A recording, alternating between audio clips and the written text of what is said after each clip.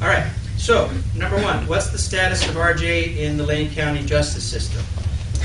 And I'll answer some of these, but if someone else here has an additional piece to it, please feel free to jump in.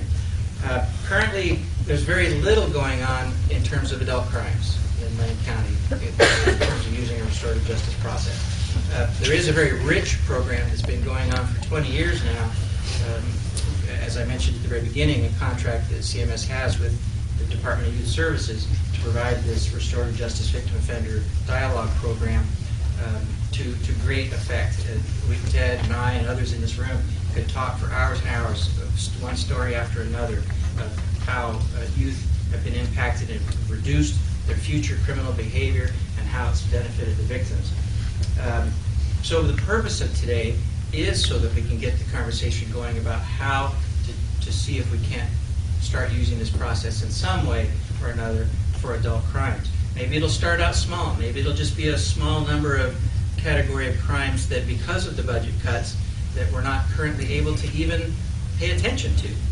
There's a certain number, I think you even mentioned it, a certain percentage of cases of low-level crimes that the district attorney's office isn't even opening the file. So there's practically zero accountability for those offenders.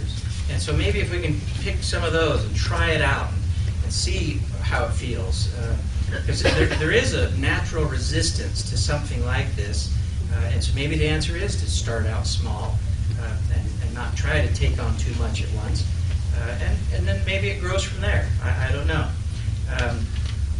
But that is something we want to do. And again, I want you to sign up, please, if you want to help us try to do that.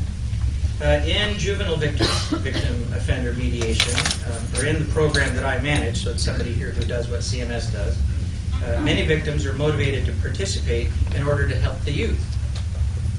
Are victims of adult offenders similarly motivated? And if not, how can they be convinced to participate? Anybody on the panel? Well, I can say a few things.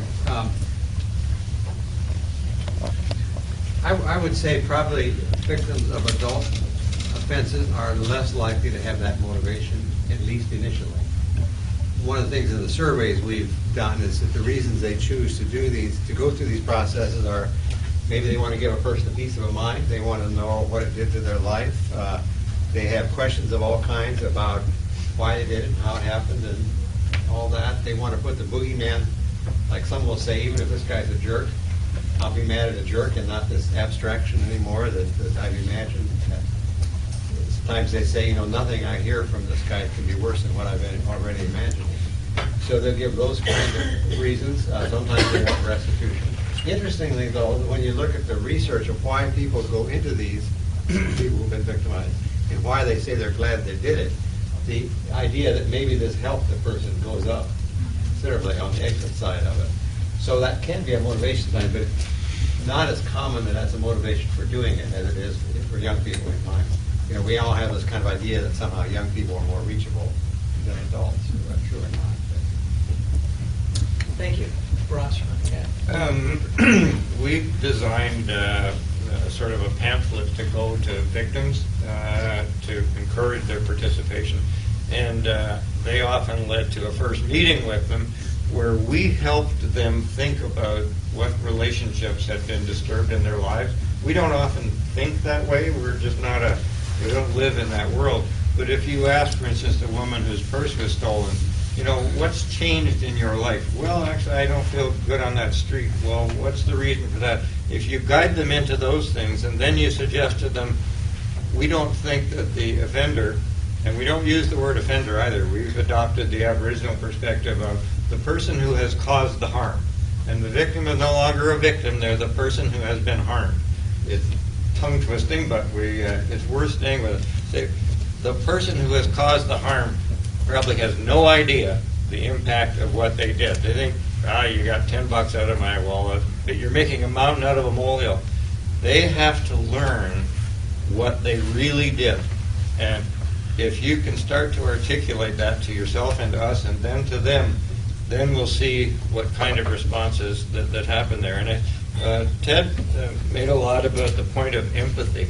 And that's critical. How you get there, I think, is storytelling, but it's storytelling that can be guided, where you ask the person who has been harmed about their relational disfigurements that happened as a result of their crime. So they're then thinking in those terms. When they tell those stories, I have seen offenders sit there and say, I never thought about it that way.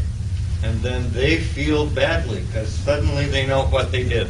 And so that to me has become the definition of accountability. It's when the offender has a tear come down the corner of his eye or whatever, they know on an emotional level what it is they did to another human being. And if you structure it right, you can get to those empathy-creating kinds of things. A lot of people will start off wanting to just yell at them and be mad, but if you ask them to really think about how they want to articulate the damage done, then you can start moving it. So there was, we're not always successful. A lot of people just want to yell and scream and then whatever. There's another category of victims that would be very motivated to do this type of process, and there are some communities around the country that are using RJ for this type of situation where a crime has been committed, but there's not enough evidence to prove that the offender committed the crime, and so the district attorney's office declines to prosecute the case. So here you have this victim that's been victimized or harmed in some way, and the system isn't going to be able to address their situation. And so in that scenario, a victim might be very motivated to pursue a restorative justice approach where they have a chance of having their harm mended. Often you can twist the question around. It's often, a lot of times, the offender, particularly in a situation like we have here in Lake County now, where they know that certain crimes, there's not really going to be any accountability for. There's not really going to be anything that happens to them. And so trying to get them to participate in something like this might be a challenge too, trying to figure out how to motivate them. Chris, can I mention one other case? It's Chip, by the way. Offenders who didn't want to participate at all. It was 4 kids who were accused of breaking into an electronic shop and just trashing it. There was a lot of damage done, and for various reasons, the owner wanted to meet these 4 guys and their mothers and fathers. So they all came together, and the description, I wasn't at this one, description of these young thugs walking in with their hats on backwards and their pants around their knees and blah, blah, blah, like that. And they sat there, and the owner of the shop went through all the damages he suffered and everything else.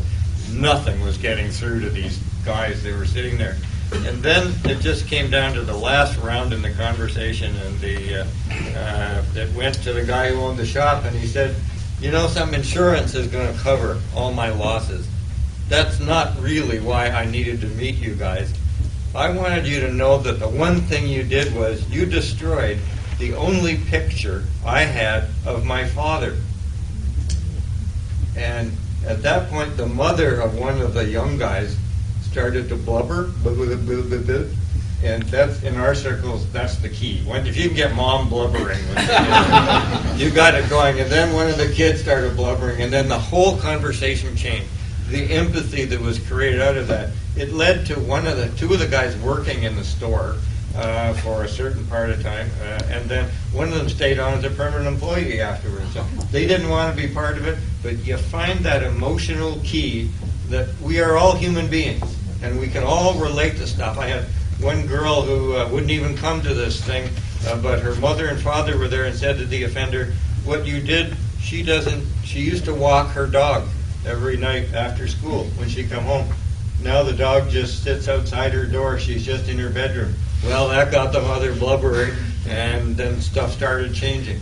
You've got to find that emotional key, and it never happens in a courtroom. If we had that case of the picture of the father being lost written in the Crown Brief, which it never would have happened, I would never have reported that in court. I would have just talked about $100,000 in damage. You bring people together as people, and you structure it around relations, and that's where empathy can begin. Not always. Thank you.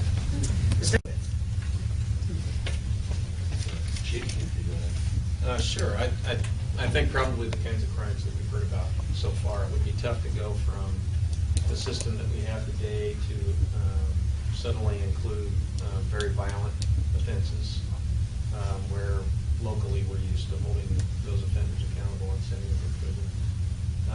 And then I'm curious, and hopefully others can help answer this. One of the difficulties that we face in Lane County is that we'll try and encourage somebody to participate in drug court, but the reality is that defendant knows that there are no real consequences if they fail to participate in drug court or choose to a sentence in Lane County jail instead. So finding, that magic case where there might actually be accountability in our correction system that isn't so serious that I don't think the victim or maybe the community can tolerate a restorative justice type of solution could be difficult today. Yeah, I might add that I agree with the chief. I think where you start this is on very low-level crime, because the politics of doing something that's perceived as soft and fuzzy instead of traditional are what they are in the real world. And certainly this needs to start at low-level property crimes. I'm not convinced it needs to stay there, but I think that's where it needs to, where the buy-in is. I think maybe the municipal court systems in Eugene or Springfield, or Eugene in particular comes to mind, because they are still prosecuting low-level property crimes in Eugene Municipal Court, misdemeanors only. And that's a court that has shown itself to be a progressive court in the past. They inherited the mental health court from Lane County Circuit Court after there were problems administering it in Circuit Court. And so Eugene Municipal Court may be the right place at the right time, because their financial situation is not as dire as the state criminal justice system. Just an idea. Okay, great. How can the mediator best protect the victim if the crime was particularly traumatic? So I guess that's getting at not wanting to re-victimize the victim. Anybody want to take that one? Ted? Well, one thing Mark Umbright talks a lot about is all the preparation, and you just can't compromise on preparing people and then having that sense of readiness. So the higher the trauma, the greater the support at the beginning, and that might be a year, it might be a half a year, it might be multiple meetings, it might be finding other ways to help that victim to get to be going forward, shy of meeting with the offender. What I find I have to do a lot with referring agencies is to say, do not ask victims if they want to sit down or meet with their offender. That's not what your first question should be. It might not even be your 10th question. It's really about, what did you experience? What can we as a community do to help you be supported, have choices, and then in that menu of opportunities, you're saying, here's some options for you. Yeah. And if trauma is part of that, then that's just a longer journey of support. That's where the community has time that most government agencies don't have. That takes a lot of time to journey with people, to walk with them. And Yeah. can't get around that. Yeah, and there are going to be cases where a victim absolutely refuses to participate. And what happens there? Do you just does it end at that no? And the answer is maybe, maybe not. For example, in the contract that we have with Lane County to do these youth crimes, if a victim does not want to participate, either because they might feel like they might be re-victimized or whatever the reason is, we have trained community members to step in as a sort of a surrogate for the victim, so that the offender can still have a chance at seeing how crime affected this person in the community at large. We're still trying to build some empathy into them somehow, and so there are ways to do it even when a victim refuses to participate. Any thoughts on how to introduce or incorporate this philosophy into school curriculum to start kids out early? I saw John English in here earlier. There he is. Do you want to talk for a minute about your project? Oh, sure. So I direct an outreach unit at the College of Ed at the University of Oregon, and one of the stakes. Could you stand so they can hear you? Less than impromptu speaking. One of the more intractable problems in education is in special education. It's a problem of equities within school to prison pipeline. And it's something that has a disproportionately harmful effect on populations of students that are disenfranchised, so students with special learning needs, students from racial ethnic backgrounds, and trying to generate a way to move this restorative justice model upstream a bit, so to speak, doing it in schools. So you create that culture and climate where your school counselors have these skills. I think earlier Ted or someone alluded to that. It's just that teacher having the skill to spend 5 extra minutes in the hallway to do that mini restorative justice session. I think you can make profound impacts on truancy, on bullying, on dropout prevention, on those kinds of things. So I'm very interested in partnering with people and learning while we go on ways to create some funding opportunities to do this kind of stuff. So, thank you. Yeah, that's it, thanks. And Betsy, where are you at? Betsy Coddington is my counterpart at the mediation agency that's in Portland, and you have some restorative justice programs in the schools right now. Did you want to say anything about that at all, or people talk to you afterwards? Sort of still in the pilot phase. We've got 3 different models going, but I would say there is funding.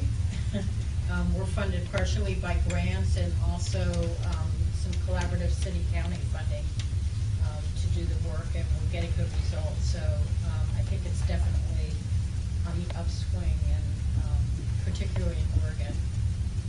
Next thing we're going to try to do is get into schools of higher ed and teach teachers before they're in the classroom all these practices. Yeah, great. And the school piece, trying to talk to them about the schools tend to be somewhat insular, and they have their assistant principals in charge of discipline, and they sort of have their own systems. And so trying to get in there and give them new ways of thinking about things can sometimes be a challenge. One way that we're going to be trying to do that here in Lane County and Eugene in particular is through a generous grant from some folks here in town. We are going to be creating a restorative teen court. There are a couple teen courts in town already that the city runs. Bruce Steinmetz is the director of that program, and they help for crimes that are committed by kids in the Bethel area and in the West Eugene Churchill High School area. So we're trying to expand that into some of the other schools, and we're going to actually go off the chart a little bit. We're going to try to make it as absolutely restorative as we can, and still have it feel somewhat formal, like the kid is in trouble. But to do this, though, we have to have good partnerships with the schools. And the first school that we'll be introducing this model to starting in February is Sheldon High School. And we just met with their principal and their assistant principals and their school resource officer a week or 2 ago. And they're very excited about this, and they're going to get to see firsthand how this RJ stuff works for youth. And so that'll just be the next step, is trying to get them to incorporate it into their discipline model and potentially curriculum later down the line. So just introducing it to them a little bit at a time, and that's what we're doing. All right, what next? What would victim offender conferencing look like upon offender release to the community, oftentimes years to decades after the crime was committed? Well, there's a couple different models being used. One is something called Circles of Support and Accountability. It was developed in Canada first, but you probably talk more about this than me. That helping sex offenders transition back to the community with a circle of people around them to keep them accountable as they do it, and ideally involving some people who have experienced that as victims as well. And so that model is being used here in the States, not just for sex offenders, but other kinds of reentry issues. But the other is that I don't know how many actual programs there are for this, but a lot of times victims are very alarmed at offenders coming out, and prisoners are very frightened at coming out. And so there have been a number of times when these were done as a reentry method, so that both sides saw each other in a new light and could talk about what the futures be and what if we run into each other and that kind of thing. I've seen less of that programmatically than it is being done. Okay. Anybody else want to supplement that? Good. Okay. As a victim of we sort of addressed this one, I think, already. As a victim of multiple burglary, I ask, what can the RJ system do for victims when no offender was found or prosecuted? This is where the community needs to step up to the plate. We're wanting to go in that direction in our county in terms of having an actual fund, a community-based fund, which can also be fed with other monies that offenders are making through restitution. But I think every victim should be supported by a community at some level so that they are not alone with the ripple effects of how crime has affected them, whether offenders are caught or not. And that's going to take a lot of education. It's going to take a lot of building systems where volunteers can be available, but they should not be left alone. I will pipe in and say there is a victims assistance office at a part of the district attorney's office here that does pretty good work with the resources they have. There is some state victim assistance funds available. I'm not suggesting that either of those offer the restoration or return to health that RJ can, but there is something out there in the current traditional system. Yeah, great. Eugene's crime rate, in particular property and in the university neighborhoods, is very high without enough police to deter. How can restorative justice effectively decrease these rates?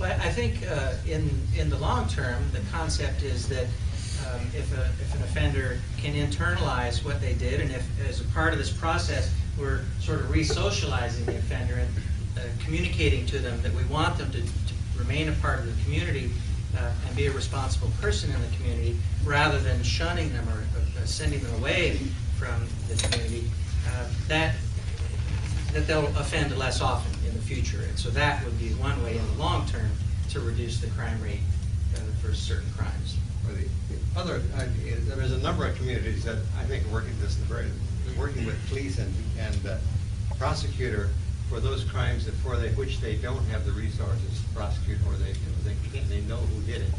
As Lynn Weatherby, my friend, the chief of police, said they know who did it, but they can't close the case. And so they've been offering kind of a cooperation of the prosecutor and the police. They offer them a reverse Miranda rule, reverse Miranda. With the process that anything you say will not be used against you.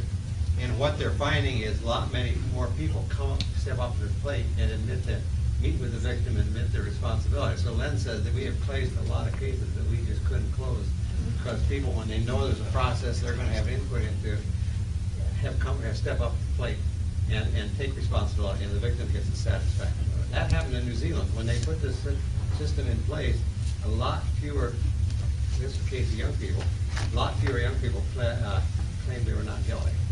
They were willing to go to these kind of processes. So I think there's some hope in some of these new models. Yeah, and I would also say that in the peer courts, like the ones that Bruce runs and the one that we'll be running soon, and that Ted runs, there's this phenomena that happens pretty frequently.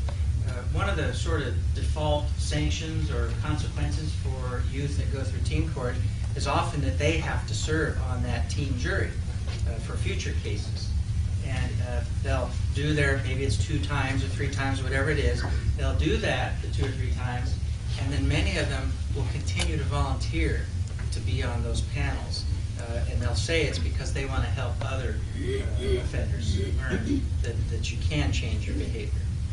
So there's some anecdotal evidence, at least for youth-based, that the offender who participates will become re-socialized in the community, and potentially that would be an answer to reducing crime. I'd also add that the kinds of crimes that we see downtown are often committed by people who would otherwise be in some kind of treatment, mental health treatment, or they're severely addicted to alcohol or other drugs. It's a very difficult population to work with. So I don't know how susceptible or how much they'd be able to participate in something like this. The people that we send to prison for burglaries, We do arrest them for their first burglary, but they aren't sent to prison for that. They're sent to the county jail for sentencing and release, and they commit more burglaries. And so we almost reinforce with our poor capacity here, we sort of reinforce the bad behavior until they have so many crimes for which we can sentence them that they go to prison, and which also isn't a great solution, but for the 5 years that they're there, we know they're not committing any crimes here. So it would be tough to figure out how to introduce it there. It could be that the best opportunity to experiment with something like this might be over at the university or in the West University area. We would love it if the code of conduct at the university included consequences, administrative consequences for students who, for off-campus behavior for students. It doesn't. The university has struggled with that. But my impression is the university wants to contribute to a solution there. And so restorative justice sounds like it might be that place where the university can invest time, perhaps finances, to help change the behavior of young men and women who are behaving badly in our community and changing a neighborhood that ought to be almost entirely owner-occupied residents, or at least half that many. Could be that might be a place where they can help. And as Greg said, municipal court actually could influence their interest in participating, students' interest in participating. Yeah, appreciate that insight. This might be a good opportunity. Where's Caitlin at? There you are. To introduce Caitlin Hendrickson, who's the Director of Conflict Resolution at the University of Oregon and has an RJ program, if you want to spend a couple minutes and talk about it. And then also mention tonight's event. Okay, great, yeah. So, hello. As Chip said, I'm Caitlin, and so we have, okay, I should stand up. We have been starting some talks at the university that have been going on for a little bit here of how to improve the situation in the neighborhoods with students and their, the owner residents that are being impacted by their level of partying and noise and the various activities that they're engaging in that are very difficult for the neighbors living next door to them. And I've been doing a number of cases in that area already, and we're looking at how can we expand that. I know there's a number of people probably here who are aware of the program at the University of Colorado at Boulder and what is happening there. They get, in 07-08, they got 320 cases referred from the city attorney's office in collaboration with the municipal court, and 90% of those were off-campus cases. And the majority of those were, party, nuisance, noise, those types of issues. So there is that happening there. There's a lot, I think, of conversations that can still happen and need to happen to try to figure out how, what the level of interest is in moving forward with something like that here and what that would look like and how to figure out those details involved. I think that I know on the university side, I think that there's quite a bit of interest, and I believe on the city side as well. So I think part of it is just scheduling the conversation and starting to figure out how to make it happen. So. Oh yes, thank you. The event tonight, so Dr. Howard Zare will be presenting this evening in the Fur Room in the Urban Memorial Union. And so it'll be a presentation and then question and answer at the end, 6 to 7:30 p.m. this evening. And so really get to go into a lot more depth than today with the the short conversations. So we're looking forward to that. I hope that as many of you here as can make it, would be great. So there'll be some light refreshments served, and there'll be also a meet and greet from 5 to 6 in the same space. So. Thank you. Next question. Does RJ work well with the more hardcore cases, murder, rape, other extreme violent cases? And at this moment, I'd like to introduce Betsy Cunnington again. There's actually 3 or more people in this room right now who are trained and a part of a special program that Betsy helped create on a statewide level that talks about this question. You want to say a few words? Sure. Would all the facilitators and or advisory committee members stand? There are lots of us in the room today. Like a guy. So you can ask questions of them too later. But this is a program for serious and violent crime, as you described, where it's victim initiated only at this point, and inmate is still incarcerated. So it's not, we're not to the point of dealing with folks who are out of prison yet. But I think we're up to 40-some cases over a period of 3 years. It took us at least 10 years to create the protocols for this program. So it's been a really long journey. But every case that has gone to the table has been really powerful for both the inmate and the victim. So we're moving along. Thank you. Sure. Let's see here. This one's a really long one. It starts out by saying this is a complex question. So I'm going to try to boil it down a little bit. Basically, the premise is that you heard statistics earlier that most crimes are committed by men, and yet, and so our system probably has been developed around what the needs of men are, or approaches that work with men, and maybe the needs of female offenders are different, or the approach might need to be different. And so this person was wanting to make sure that in terms of unfolding any sort of restorative justice dialogue about this, that we're paying attention to those issues. Is anybody aware of any work going on that relates specifically to female offenders? Well, I'm certainly aware in the Department of Corrections, they have treatment programs that are, and there's probably, I'm sure there's DOC folk in the room. They know that they're handling a female offender is different than handling a male, and they have treatment modalities assigned for that. I'm not aware of anything at the court level that. In most states, that there's a great disparity in the resources that's put to men and working with women. I don't know if there's been any research in the restorative justice field about men and women going through these processes. Good question. How many CREST students do we have here right now? So a potential thesis paper. Okay. And CREST, by the way, for those who aren't familiar with it, there's a master's program at the University of Oregon in conflict resolution, and they have a course in restorative justice, and they're trying to develop a deeper restorative justice program there. So maybe we'll get the answer to that question in the near future. Well, one question that frequently comes up with severe, and I'm interested in your experience with a severe crime. Are women more likely to go through these processes than men? I mean,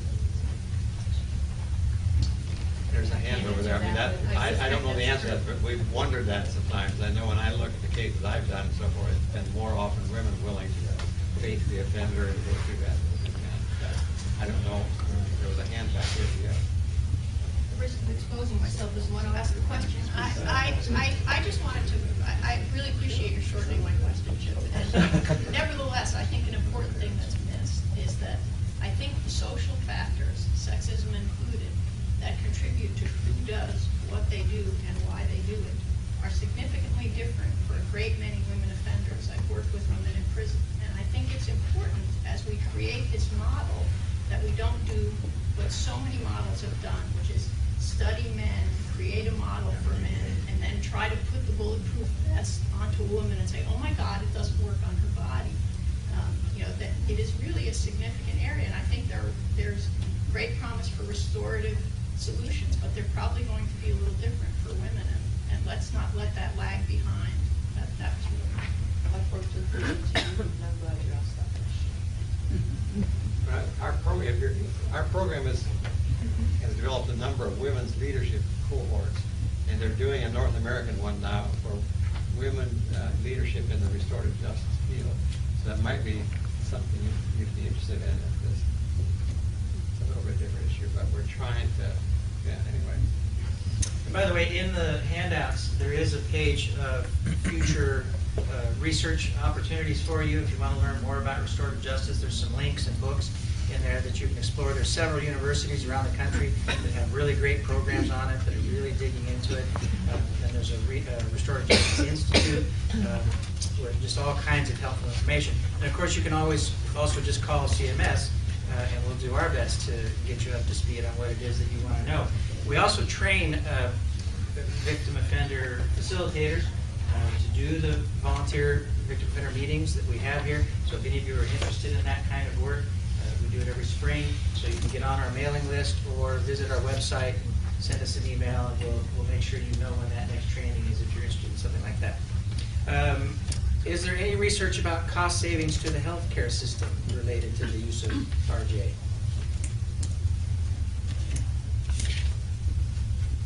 The only thing I'm aware of is one I cited that was a projected healthcare. England? In England, yeah. Okay. It does seem like there probably might be a connection, though, of some sort. Another thesis over there.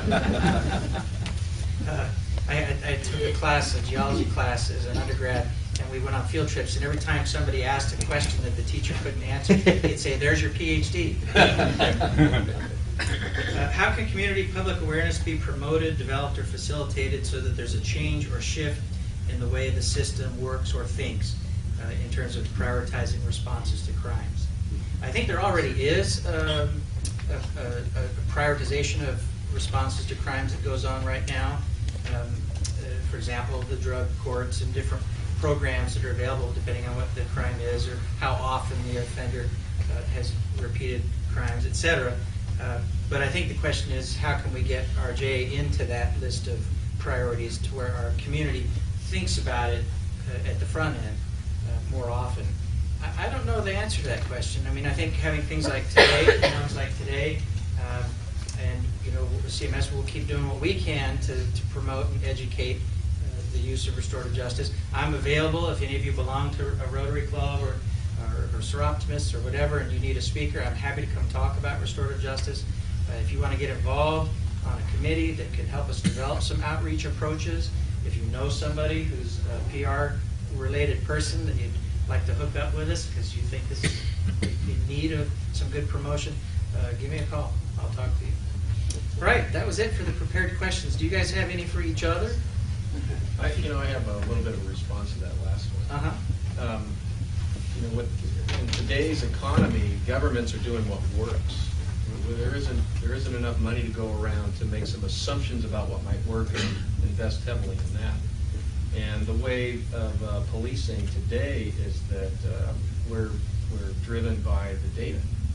So if restorative justice can be demonstrated to be an effective model at reducing crime, reducing victimization, and it's affordable, then why wouldn't we use it as the mode that we're in today? We're looking for the solution to crime, reducing victimization. So to whomever asked the question, if this is what works, then government will promote it. I believe that's the state of affairs today. I would think that right in line with what the chief just said is Oregon's all about evidence-based practices, at least at the state level. That's the buzzword for everything. Everything needs to prove itself before we spend tax money on it. And I think there may be an opportunity for a legislative hearing looking into the court budget or something like that for some sort of RJ presentation as a part of that, addressing the funders, i.e. the legislative committee. Maybe there's something that could be worked along that line. Yeah, and there's actually, Howard, you sent me just recently that video. The state of Colorado 2 years ago I believe it's the first state in the country that actually has, as a state, adopted RJ and now has it as an official option on the list of responses to crimes. And almost any case that is prosecuted in the state of Colorado, there is an option for some sort of RJ process. It's been going on a couple of years. I'm not sure if the data's out yet. I'm going to be looking into that more. I appreciate you sending that to me.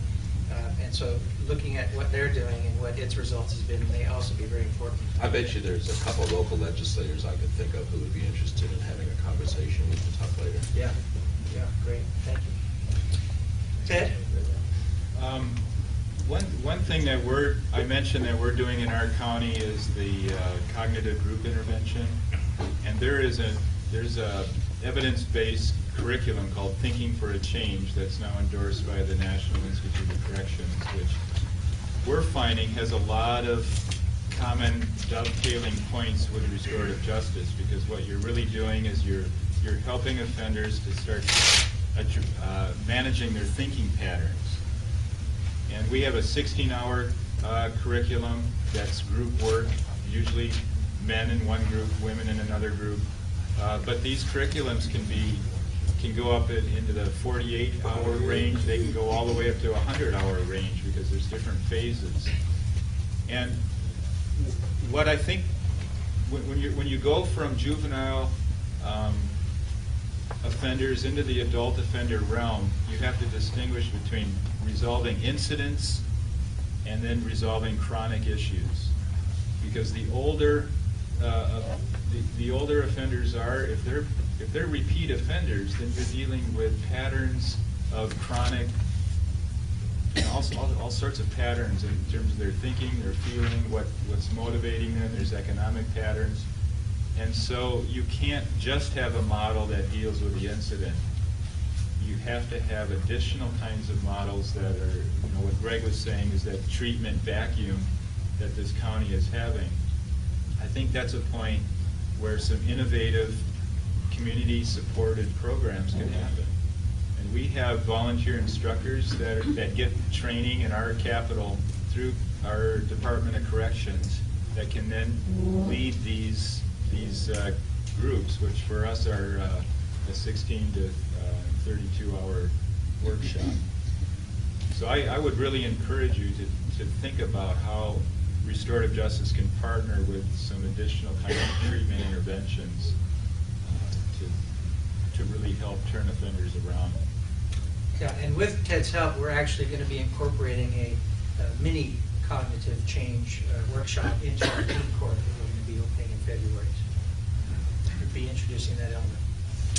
I want to take this time to thank so very much our panelists, Howard and Rupert and Ted, all from traveling from afar. We're honored to have your presence with us here in Eugene today. Thank you, Chief Kearns and Greg, for taking time away from your incredibly busy schedules to be here and help shed light on what the situation is here in Eugene and Lane County. I also appreciated seeing all the other officers here, even though it made the building tilt this way because of all the metal on this side. Appreciate the other people who I called upon at the last moment without you knowing that I was going to call upon you. Thank you to CMS staff and the volunteers who helped take care of the video and setting up the room and all that. Appreciate it so very much. The funder that made this event possible has asked to be anonymous, but they're in the room, so thank you so very, very much. And,